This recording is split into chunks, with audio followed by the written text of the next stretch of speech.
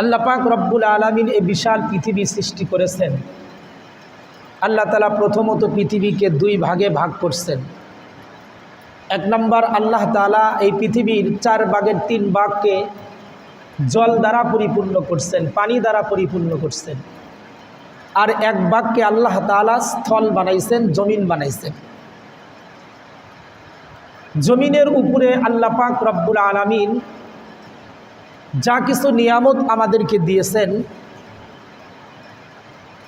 সমস্ত নিয়ামতের ভিতরে এবং আমরা পৃথিবীতে যা কিছু দেখি, মানুষের দার্শনিক যত স্থান আছে, ঘুরে বেড়াবার মতো যত জায়গা আছে, মানুষের সময় কাটানোর যত মাধ্যম এই পৃথিবীতে আছে, তার ভিতরে সবচাইতে প্রিয়, সবচাইতে উত্তম, সবচাইতে শ্রেষ্ঠ জায়গা হলো আল্লাহর ঘর, মসজিদ। কথা বলেন ঠিক কি?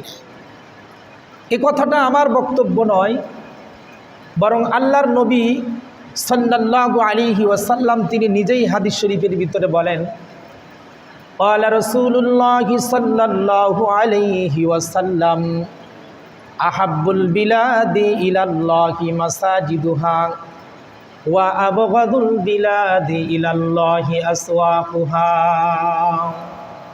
আল্লাহর পয়গম্বর বলেন যে পৃথিবীতে যত ঘর আছে, যত বাড়ি আছে, এর ভিতরে সবচাইতে দামি ঘর হলো আল্লাহর ঘর তথা মসজিদ। সুবহানাল্লাহ, জোরে বলেন। এই হাদিসের পরের অংশের ভিতরে আল্লাহ রাসূল সাল্লাল্লাহু আলাইহি ওয়াসাল্লাম বলেন, আর দুনিয়ার ভিতরে যত নিকৃষ্ট জায়গা আছে,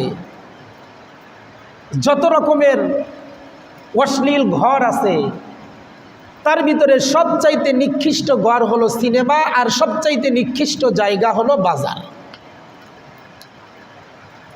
আল্লাহর রাসূল সাল্লাল্লাহু আলাইহি ওয়াসাল্লাম তাই বলেন, যাদের সম্পর্ক মসজিদের সাথে আছে, যাদের যাতায়াত মসজিদের সাথে আছে, মসজিদকে যারা মহাব্বত করে, ভালোবাসে, আল্লাহর রাসূল বলেন বুঝে নাও তাদের ভিতরে ঈমান আছে। সুবহানাল্লাহ বলেন। আর যাদের সম্পর্ক মসজিদের সাথে নাই, মসজিদের যাতায়াত খুব কম, এবং পারলে মসজিদের সাথে কিছুটা হলেও দুশ্মনী করে, আল্লাহর রাসূল বলেন তাদের ভিতরে ঈমান নাই। এজন্য পৃথিবীর সবচাইতে শ্রেষ্ঠ ঘর হলো মসজিদ, আর এই শ্রেষ্ঠ ঘরের সাথে যার সম্পর্ক, আল্লাহ তাআলা তাকেও শ্রেষ্ঠ বানায়া দেয়। সুবহানাল্লাহ বলেন।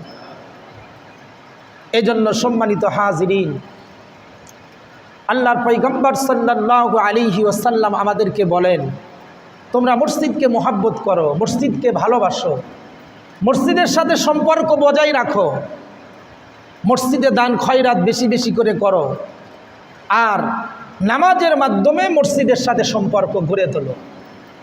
যে ব্যক্তি নামাজের মাধ্যমে, দান খয়রাতের মাধ্যমে, এমনকি দিলের মহাব্বত দিয়ে মসজিদের সাথে সম্পর্ক রাখবে, আল্লাহ তাআলা কঠিন কিয়ামতের ময়দানে তাকে জান্নাতে একটা ঘর দান করবে। সুবহানাল্লাহ। এই কথাটাই আল্লাহর পয়গম্বর হাদিস শরীফের ভিতরে বলেন, মান বানা লিল্লাহি মাসজিদান বানাল্লাহু লাহু বাইতান ফিল জান্নাহ। আল্লাহর পয়গম্বর বলেন, এই দুনিয়ার ভিতরে যত মসজিদ আছে, কোনো ব্যক্তি যদি মসজিদে 1 টাকা দান খয়রাত করে অথবা মসজিদ বানানোর কাজে সহযোগিতা করে, আল্লাহর পয়গম্বর বলেন তার জন্য আল্লাহ তাআলা জান্নাতের ভিতরে একটা বালাখানা তৈরি করে দেয়। আল্লাহর পয়গম্বর বলেন, যখন কোনো ব্যক্তি মসজিদের ভিতরে প্রবেশ করলো, সাথে সাথে সে আল্লাহ তাআলার মেহমান হয়ে গেল। সুবহানাল্লাহ। আর মেহমানের কদরদানি করা হয়। মেজবানের বাড়িতে যখন মেহমান যায়, তখন মেহমানের আপ্যায়ন করার জন্য মেজবান ব্যস্ত হয়ে পড়ে। আল্লাহ পাক রব্বুল আলামিন বলেন, যখন কোনো মানুষ, যখন কোনো ব্যক্তি মসজিদের ভিতরে প্রবেশ করে ফেলল, সাথে সাথে সে আমি আল্লাহ তাআলার মেহমান হয়ে গেল। আর তার মেহমান আমি কি দ্বারা করি? আল্লাহ পাক রব্বুল আলামিন বলেন, মসজিদের ভিতরে ঢোকার পরে তার জিন্দেগির গুনাহ মাফ করে আমি আল্লাহ তাআলা তার উত্তম মেহমানদারি করি। সুবহানাল্লাহ।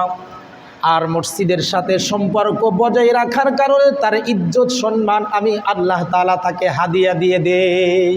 সুবহানাল্লাহ। এই জন্য আল্লাহর রাসূল সাল্লাল্লাহু আলাইহি ওয়াসাল্লাম বলেন, কিয়ামতের দিন পৃথিবীর সব কিছু ধ্বংস হয়ে যাবে, কিন্তু মসজিদ ধ্বংস হবে না। এই মসজিদ, সমস্ত মসজিদগুলো আল্লাহ পাক রব্বুল আলামিনের জান্নাতের সাথে একাকার হয়ে যাবে। সুবহানাল্লাহ জোরে বলেন। এজন্য যে মসজিদ বানাইলো সে জান্নাতের একটা জায়গা বানাইলো। তার মানে মসজিদটা যেমন জান্নাতের সাথে সম্পর্ক, মসজিদের সাথে যেই ব্যক্তির সম্পর্ক তার সম্পর্ক জান্নাতের সাথে। সুবহানাল্লাহ। এই জন্য মসজিদ আল্লাহর ঘর, আল্লাহর ঘরের চাইতে শ্রেষ্ঠ ঘর পৃথিবীতে আর কিছুই হতে পারে না। এক নাম্বার কারণ হলো মসজিদের ভিতরে এসে মানুষ আল্লাহর ইবাদত বন্দিগি করে, আল্লাহর জিকির আজগার করে, কোরআন তেলাওয়াত করে, এখানে আল্লাহ পাক রব্বুল আলামিনের কাছে রওনা জারি করে। এজন্যই মসজিদ হলো শ্রেষ্ঠ জায়গা। আর বাজার সবচাইতে নিকৃষ্ট জায়গা কেন? কারণ মসজিদের ভিতরে মানুষ, বাজারের ভিতরে মানুষ কোনো ইবাদত বন্দিগি করে না, সেখানে মানুষ ধোঁকাবাজি বেশি করে, মিথ্যা কথা বেশি হয়, সেখানে খটকারিতা হয়, সেখানে মানুষের সাথে দুই নাম্বারি ব্যবসা হয়, এমনকি ঝগড়া ফাসাদ গন্ডগোল এটা তো প্রত্যেক দিনের নিত্য আয়োজন বাজারের ভিতরে। এই জন্য আল্লাহর পয়গম্বর বলেন, বাজার হলো সবচাইতে নিকৃষ্ট জায়গা আর মসজিদ হলো সবচাইতে উত্তম জায়গা। এজন্য তোমরা মসজিদের সাথে সম্পর্ক রাখো, বাজার থেকে দূরে থাকো। এজন্য সাহাবায়ে কেরামের জিন্দেগিতে দেখা যায় সাহাবীরা যখন মসজিদে যাইতেন তখন মসজিদের ভিতরে সময় বেশি কাটাইতেন, আর যখন বাজারে যাইতেন তো দরকার সেরে তাড়াতাড়ি চলে আসতেন। সুবহানাল্লাহ। সাহাবায়ে কেরামের জিন্দেগির আমল, মসজিদে যখন যাইতেন স্ত্রীকে বলে যাইতেন, আমার খোঁজে যদি কেউ আমার বাড়িতে আসে তো বলবা আমার স্বামী মসজিদে গেছে, কখন আসবে জানি না। তার মানে মসজিদে যাওয়ার পরে কখন আসবে এই সময় নির্দিষ্ট নাই, মসজিদে বেশি বেশি সময় লাগাইতেন। আর যখন বাজারে যাইতেন তো সাহাবী স্ত্রীকে বলতেন, আমি বাজারে যাইতেছি, কোনো ব্যক্তি যদি আমার খোঁজ খবর নেওয়ার জন্য আমার বাড়িতে আসে তাহলে বলবা বাজারে গেছে, এখনই চলে আসবে। তার মানে সাহাবীরা বাজারে দেরি করতেন না, যেই দরকারে বাজারে যাইতেন সেই দরকারটা সারার পরে অতি তাড়াতাড়ি বাজার থেকে বাড়িতে চলে আসতেন। আর আমাদের আমল হলো বাজারের সময় আমাদের বেশি পায়, কিন্তু মসজিদ আমাদের হায়াতের জিন্দেগির সময় সবচাইতে নগণ্য পায়। কথা বলেন ঠিক কিনা? এরপরও যদি মসজিদে নামাজের জন্য আসি তাহলে শুধুই তাড়াহুড়া, মানে সালাম ফিরাইতে দেরি, মসজিদ থেকে বের হতে দেরি হয় না। অথচ মসজিদ হলো রহমতের ঘর, মসজিদ হলো বরকতের ঘর, এখানে আল্লাহ তাআলার রহমত বর্ষণ হয়। সুবহানাল্লাহ। আর বাজারের ভিতরে আল্লাহ তাআলার গজব নাজিল হয়। সেই বাজারের ভিতরে আমাদের সময় বেশি কাটে, আর বাজারেই আমাদের সাথে সম্পর্ক। সকালবেলা ঘুম থেকে ওঠার থেকে নিয়ে আবার রাত্রে ঘুমানোর আগ পর্যন্ত শুধুই বাজার আর বাজার। শুধুই কি বাজারে বসে বসে থাকি, শুধু সময় কাটাই তাই না, বরং বাজারে বসে বসে আমরা সবচাইতে বড় টেলিভিশনটা যেই ঘরে, সেই ঘরে আমার স্থান, সেই ঘরে একটা চেয়ারে আমার জায়গা থাকে, সেখানে এক কাপ চা খাওয়ার নাম দিয়ে ঘন্টাকে ঘন্টা টেলিভিশনের পর্দায় যে আপনি নগ্ন মহিলার ছবিগুলো দেখতেছেন আর মিথ্যা বানোয়াট ঘটনাগুলো আপনি শুনতেছেন আর দেখতেছেন, এই যে একদিক থেকে আপনি জঘন্য একটা জায়গায় অবস্থান করতেছেন, পাশাপাশি আপনি একটা হারাম কবিরা গুনার ভিতরে লিপ্ত আছেন। এই জন্য বাজারে সময় কম দেওয়া, দরকার সেরে তাড়াতাড়ি বাজার থেকে বাড়িতে আসা, মসজিদের সময় বেশি দেওয়া। নামাজ পড়তে আসছেন, সুন্নাত ফরজ নফল ইবাদত বন্দিগি সব শেষ, তো আপনি মসজিদের ভিতরে কিছু সময় বসে বসে জিকির করেন, অথবা মসজিদে বসে বসে কিছু সময় কোরআন তেলাওয়াত করেন। মসজিদ থেকে বের হয়ে রাস্তাঘাটে ঘোরাঘুরি না করে মসজিদের ভিতরেই বসে দোয়া খায়ের করতে থাকেন। হাদিস শরীফের ভিতরে আসছে, আসরের নামাজের পর থেকে মাগরিবের আগ পর্যন্ত এই সময় যদি কোনো ব্যক্তি মসজিদের ভিতরে বসে আল্লাহর জিকির করে আর যদি দোয়া করে তো আল্লাহ তাআলা ওই দোয়া ডাইরেক্ট কবুল করে নেয়। সুবহানাল্লাহ। আর আসর থেকে নিয়ে মাগরিব পর্যন্ত মসজিদের ভিতরে বসে থাকার সময় আমাদের আছে? ওই সময়টাই হলো আমাদের ঘোরাঘুরির সময়, ওই সময়টাই হলো আমাদের বাজারে কাটানোর সময়। না, আজকে আমাদের হায়াতের জিন্দেগি, এই হায়াতের জিন্দেগি আমার অনেক ভাগ হয়ে গেছে। আমার হায়াত কিছু সময় ফেসবুক পায়, আমার হায়াতের কিছু সময় ইউটিউব পায়, আমার হায়াতের কিছু সময় টেলিভিশন পায়, আমার হায়াতের কিছু সময় বাজার পায়, আমার হায়াতের কিছু সময় আমার স্ত্রী, আমার পুত্র সন্তানাদি এরা পায়। কিন্তু শুধুমাত্র একজন পায় না, সে হলো যিনি আমাকে হায়াত দিলেন, তাকে আমরা সময় দেওয়ার টাইম পাই না। কথা বলেন ঠিক? তাকে আমরা সময় দেওয়ার সুযোগ পাই না। অথচ প্রয়োজন তো ছিল যে আল্লাহ আমাকে হায়াত দিছেন, সেই আল্লাহকে বেশি সময়টা দেওয়া আর কম সময়টা দুনিয়ার কাজে ব্যবহার করা। এজন্য আল্লাহর পয়গম্বর বলেন, যেই ব্যক্তির সম্পর্কটা মসজিদের সাথে হবে, মসজিদকে যে ব্যক্তি মহাব্বত করবে, তো আল্লাহ তাআলা কঠিন কিয়ামতের ময়দানে মসজিদ ওই ব্যক্তির পক্ষে সাক্ষী দিয়ে ডাক দেয়া বলবে, আল্লাহ, এই লোকটা দুনিয়াতে আমাকে মহাব্বত করত, আমার ভিতরে এসে তোমাকে সেজদা করত, তোমাকে ডাকতো, তোমার কোরআন তেলাওয়াত করত। আল্লাহ, ওই ব্যক্তিকে জান্নাত না দেওয়া পর্যন্ত আমি তোমার কাছে সুপারিশ করতে থাকব। আল্লাহ পাক রব্বুল আলামিন বলেন, যাও যাও, তোমার সুপারিশ কবুল করে আমি আমার বান্দাকে মাফ করে দিলাম। সুবহানাল্লাহ। মসজিদও আল্লাহর কাছে সুপারিশ করবে। এই জন্য মসজিদের ভিতরে ঘন ঘন সেজদা দেওয়া, জায়গায় জায়গায় সেজদা দেওয়া, যেন ওই সেজদার জায়গাটা আল্লাহর কাছে আমার জন্য সাক্ষী হয়ে যায়। সুবহানাল্লাহ। কারণ মানুষের প্রত্যেকটা আমল নামা, বদ আমল হোক আর নেক আমল হোক, প্রত্যেকটা আমল নামার 4 জন সাক্ষী হয়। তার ভিতরে একটা সাক্ষী হলো যেই জায়গাতে মানুষ নেক আমল করে অথবা গুনাহ করে, সেই জায়গাটা সাক্ষী হয়ে যায়। এজন্য আপনি যত জায়গায় সেজদা করবেন, তত জায়গা আপনার জন্য সাক্ষী হয়ে যাবে।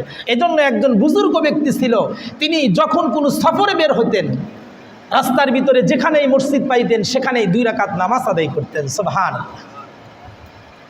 এজন্য মেরে মুহতারাম, মসজিদকে মহাব্বত করতে থাকি। আর মসজিদকে মহাব্বত করবে কারা?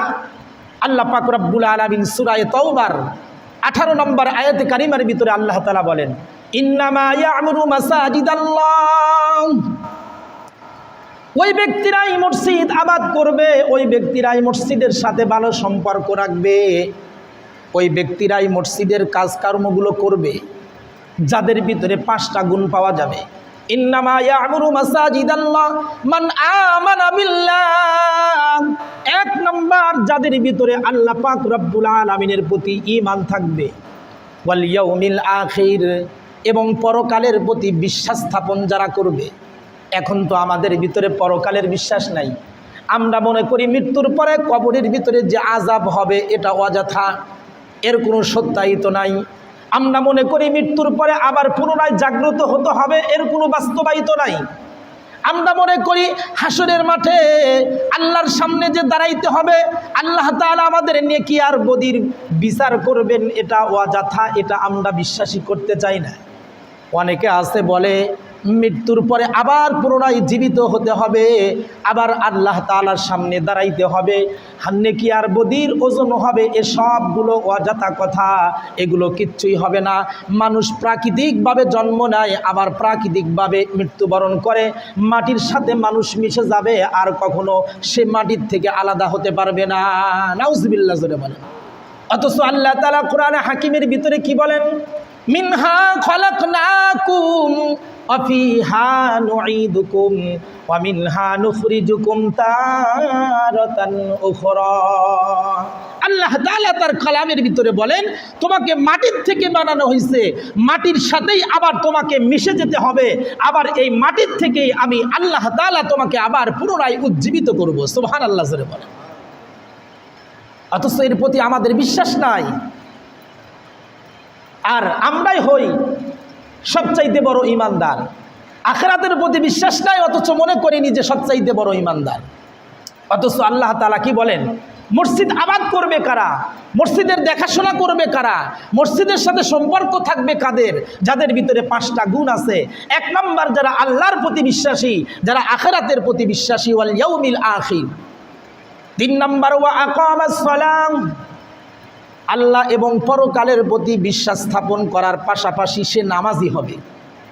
তার মানে তার জিন্দেগি থেকে কখনো এক ওয়াক্ত নামাজ ছুটে যাবে না। ওয়া আকামাস সালাহ ওয়া আতাজ যাকাত। এরপরে চতুর্থ নাম্বার গুণ হলো নামাজ তো পড়বেই, সে যদি সম্পদশালী হয় তাহলে সম্পদ যাকাতগুলো সে হিসাব করে করে দিবে।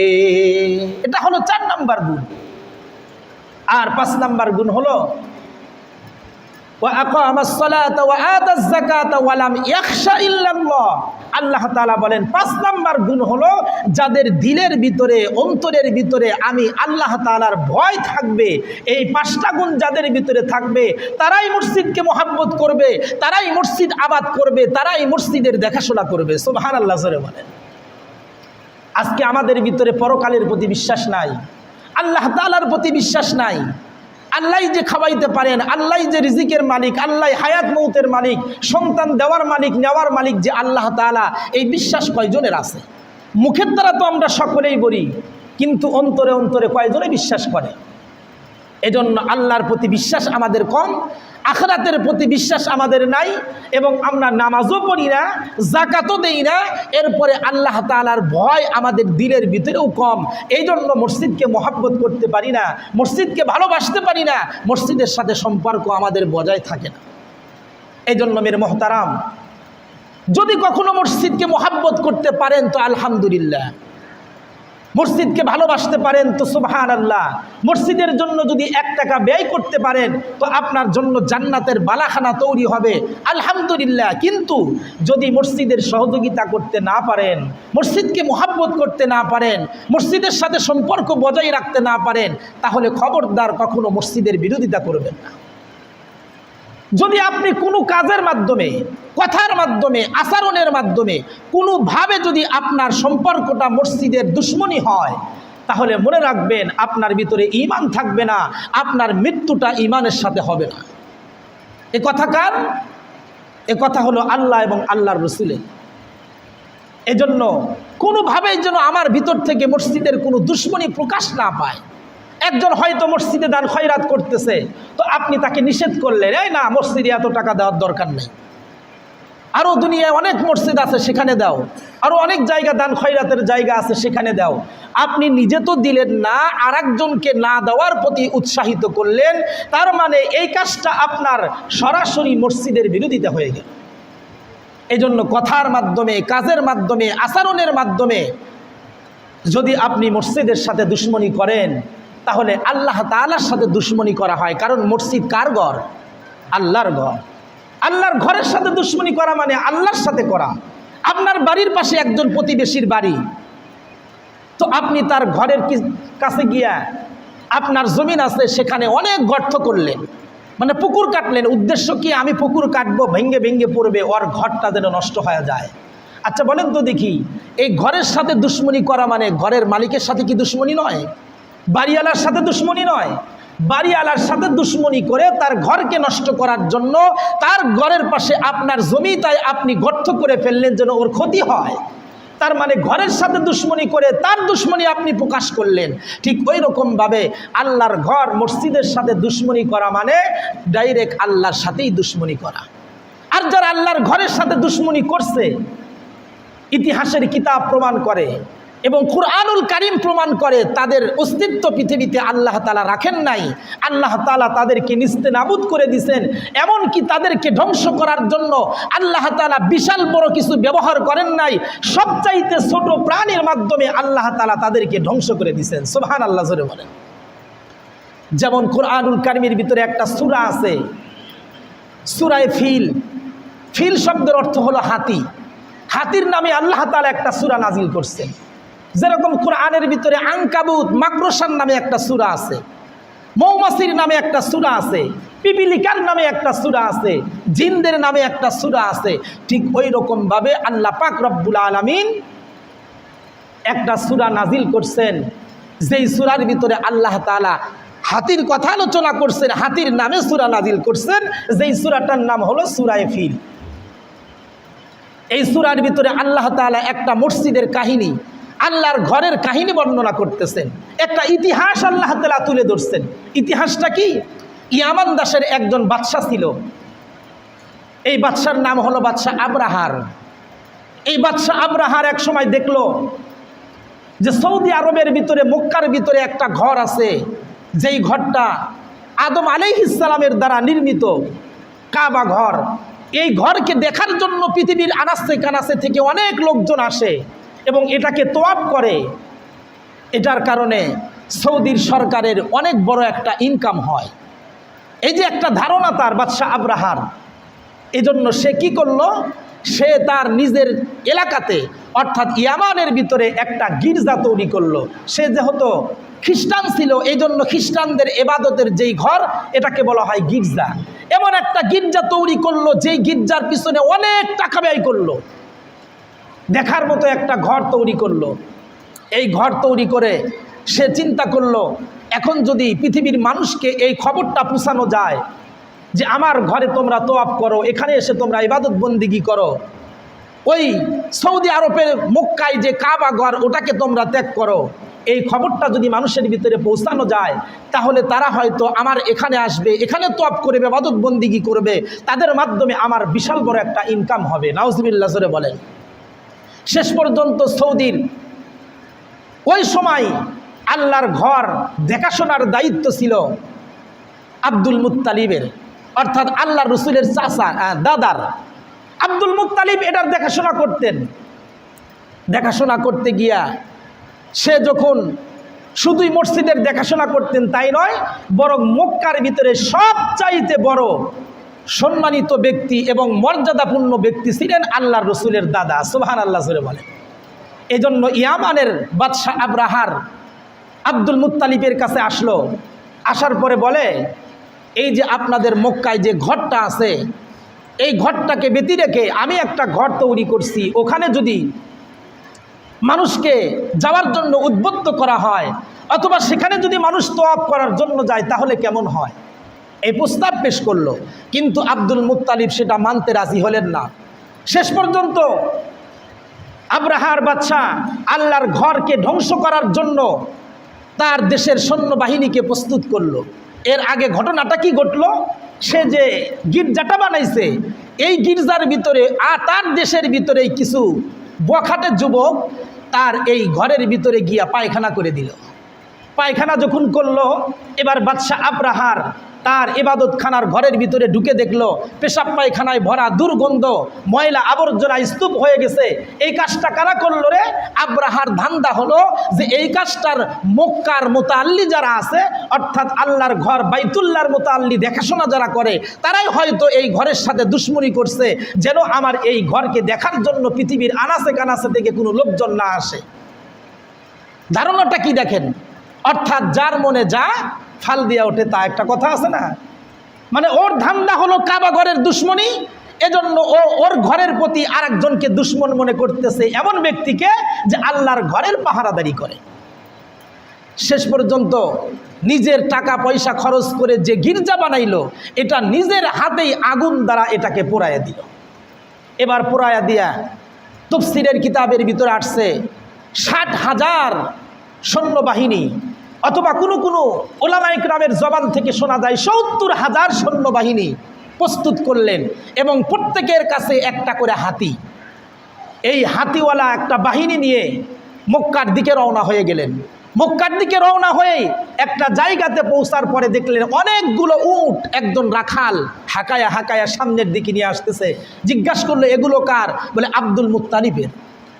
তখন আব্রাহার বাদশাহ সৈন্যদেরকে নিয়ে তার সমস্ত উটগুলো, কোনো কোনো কিতাবের ভিতরে আসছে 200 উট, এই 200 উটকে বাদশাহ আব্রাহার সে দখল করে ফেলল।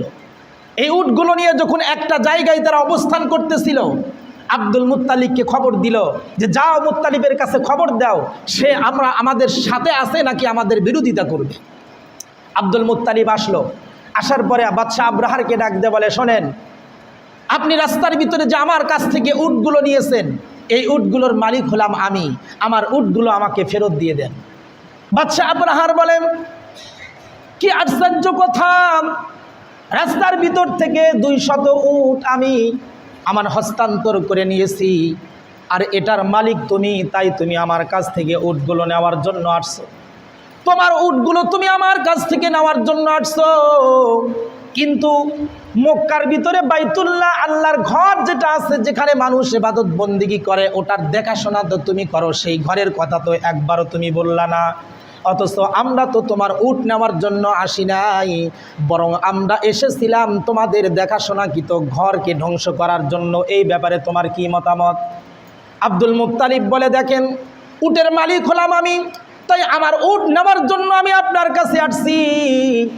আর কাবা ঘর যেটা, এটার মালিক তো আমি না, এটার মালিক হলেন কে? জোরে বলেন কে? আল্লাহ। আল্লাহ যেহেতু এই ঘরের মালিক, আল্লাহ তাআলা এই ঘরকে হেফাজত করবেন, এটার ব্যাপারে আমার কোনো টেনশন নাই। শেষ পর্যন্ত আব্দুল মুত্তালিব তার 200 উট বাদশা আব্রাহারের কাছ থেকে নিয়ে চলে গেলেন। এলাকার মুসলমানদেরকে ডাক দিয়ে বললেন, তোমরা নিজেদের নিরাপত্তার জন্য জায়গাকে স্থানান্তর করে অন্য জায়গায় চলে যাও। সমস্ত মুসলমানেরা নিজেদের হেফাজতের জন্য অন্য জায়গায় চলে গেল। আব্দুল মুত্তালিব একটা পাহাড়ের উপরে উঠে আল্লাহর কাছে দোয়া করতেছিলেন আর বলতেছিলেন, আল্লাহ, আপনার ঘরের মুতাল্লি আপনি আমাকে বানাইছেন, আপনার ঘরের দেখাশোনার দায়িত্ব আল্লাহ আপনি আমাকে দিয়েছেন, কিন্তু আমি তো আপনার এই ঘরকে হেফাজত করার জন্য ওই হস্তি বাহিনী, হাতি বাহিনীর সাথে আমি পেরে উঠতে পারবো না। তাই আল্লাহ আপনার ঘর আপনার হাতে ছেড়ে দিলাম, আপনি আপনার ঘরকে হেফাজত করেন। বলেন সুবহানাল্লাহ। বাদশা আব্রাহার আল্লাহর ঘরকে ধ্বংস করার জন্য হাতি বাহিনী 60,000 সৈন্য নিয়ে সামনে চলে যাচ্ছেন, আর আব্দুল মুত্তালিব পাহাড়ের উপর থেকে সবগুলো দেখতেছেন যে আল্লাহ অবশ্যই তার ঘরকে হেফাজত করবেন। কিছুক্ষণ পর দেখা গেল যারা আল্লাহর ঘরের সাথে বিরোধিতা করেছিল, আল্লাহর ঘর ভাঙ্গার জন্য সামনে অগ্রসর হয়েছিল, আল্লাহ তাআলা তাদের ধ্বংস করার জন্য, তাদেরকে নিস্তেনাবুদ করার জন্য, তাদেরকে শেষ করার জন্য আল্লাহ তাআলা বিশাল কোনো বাহিনী ব্যবহার করেন নাই, ফেরেশতাদের ব্যবহার করেন নাই, বড় কোনো কামান ব্যবহার করেন নাই, বরং কোরআনের এই সূরা ফিলের ভিতরে আল্লাহ তাআলা বলেন, তারমিহিম বিহিজারাতিম মিন সিজ্জিল, আল্লাহ তাআলা বলেন এদেরকে ধ্বংস করেছে ছোট ছোট কিছু পাথর দ্বারা। যেই পাথরগুলো আল্লাহ পাক রব্বুল আলামিনের কিছু সৈন্য, ছোট ছোট কিছু পাখি, 2 পায়ের ভিতরে 2টা পাথর আর মুখের ভিতরে একটা পাথর, 3টা পাথর নিয়ে, কচি কচি পাথর নিয়ে উড়ে যাচ্ছিলেন আর তাদের উপরে ছেড়ে দিচ্ছিলেন। কিতাব প্রমাণ করে এই পাথরগুলো উপর থেকে পড়তেছিল, যেই সৈন্যের উপর পড়েছে তার মাথার উপর পড়ে পিছনের রাস্তা দিয়ে বের হয়ে গেছে। সুবহানাল্লাহ জোরে বলে। মাথার উপর পড়ে পিছনের রাস্তা দিয়ে বের হয়ে গেছে, এত জোরে আঘাত হয়েছে। অথচ পাথরগুলোর কথা আসছে, এগুলো হলো পোড়া মাটির মতো, অর্থাৎ কাদা মাটিকে আগুনে পুড়াইলে যেরকম কালার হয় এরকম কালারের কিছু পাথর। তার মানে হলো সবচাইতে নরম পাথর যেগুলো, এগুলো আল্লাহ তাআলা ব্যবহার করছেন। আর সবচাইতে ছোট পাখি আল্লাহ তাআলা বলেন, আলাম তারা কাইফা ফাআলা রাব্বুকা বিআসহাবিল ফিল। আল্লাহ তাআলা আল্লাহর নবীকে ডাক দেয়া বলে, হে নবী, আপনি কি দেখেন নাই আমি হস্তি বাহিনীকে, হাতি বাহিনীকে কিভাবে ধ্বংস করেছি? আল্লাহ তাআলা বলেন, আমি তাদেরকে ধ্বংস করার জন্য এমন এক ঝাঁকে ঝাঁকে পাখি পাঠাইয়া দিছি, যেই পাখিগুলো তাফসীরের কিতাবের ভিতরে আসছে কবুতরের চাইতেও ছোট। এই পাখিগুলো তাদের মুখের ভিতরে, তাদের পায়ের ভিতরে ছোট্ট ছোট্ট কিছু পাথর নিয়ে তাদের উপরে ছেড়ে দিয়েছে, আর পাথরগুলো তাদের এমন ভাগে আঘাত করছে যে সূরায়ের শেষ আয়াতের ভিতরে আল্লাহ তাআলা বলেন যে গরু ছাগলগুলো ঘাস খাওয়ার পরে এই ঘাস চিবাইলে মুখের ভিতরে যেরকম একদম তৃণমূল হয়ে যায়, একদম চূর্ণ বিচূর্ণ হয়ে যায়, ওই পাথরগুলো তাদের উপরে পড়ার কারণে তারা এরকম চূর্ণ বিচূর্ণ হয়ে গেছে। আল্লাহু আকবার জোরে বলেন। এই জন্য সম্মানিত হাজিরিন, এই ঘটনার থেকে আমাদের শিক্ষা নেওয়া দরকার, আমাদের বোঝা দরকার যে আল্লাহর ঘর মসজিদ যেখানেই থাকুক না কেন, এই ঘরের সাথে কখনো দুশ্মনী করা চলে না। এই ঘরের সাথে মোহাব্বত রাখতে হয়, পারলে মসজিদের সহযোগিতা করতে হয়, না পারলে আমার কোনো আচরণের মাধ্যমে, আমার কোনো কথার মাধ্যমে যেন মসজিদের দুশ্মনী না হয়, এটা আমার দ্বারা যেন কখনো প্রকাশ না পায়। যদি প্রকাশ পায় তো আল্লাহর রাসূল বলেন তোমার ভিতরে ঈমান নাই। আর যদি মসজিদের মোহাব্বত তোমার আমলের মাধ্যমে, কথার মাধ্যমে, আচরণের মাধ্যমে প্রকাশ পায় তো আল্লাহর রাসূল বলে তোমার ভিতরে ঈমান আছে। বলেন সুবহানাল্লাহ। এই জন্য সম্মানিত হাজিরিন, আল্লাহ পাক রব্বুল আলামিন আমাদের সবাইকে আল্লাহর ঘর মসজিদকে মহব্বত করার, এটাকে ভালোবাসার এবং এর পিছনে দান খয়রাত করার, এমনকি আল্লাহ পাক রব্বুল আলামিন এই মসজিদের দুশমনির থেকে আমাদেরকে বিরত থাকার তৌফিক দান করুন। সকলে বলি আমিন। ওয়া আখির দাওয়ানা আনিল হামদুলিল্লাহি রাব্বিল আলামিন।